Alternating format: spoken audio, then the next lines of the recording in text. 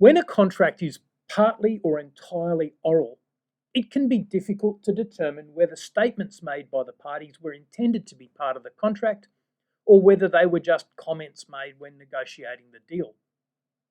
In this case, a house in Western Australia was being sold in the 1950s. Now, these days, when buying or selling a house, a pest control inspection is virtually mandatory, and it's included on all the standard paperwork. Back then, things were a little less formal. In this case, before signing the contract, the buyer asked the seller whether there were any white ants in the house. The seller said, no, no, no, if there had been any, I would have taken steps to eradicate them. The contract went ahead, but there was no mention of white ants on the contract.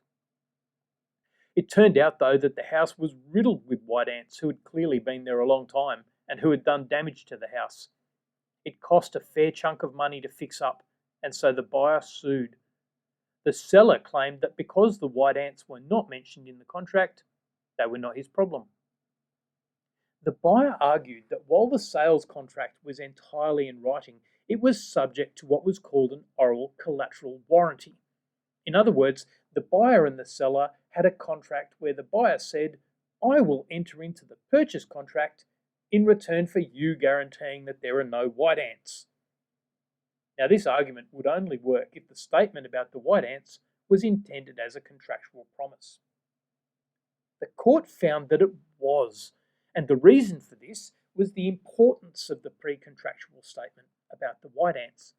Chief Justice Wolfe said, on the purchase of a house in this country, an inquiry regarding the presence of white ants was most important.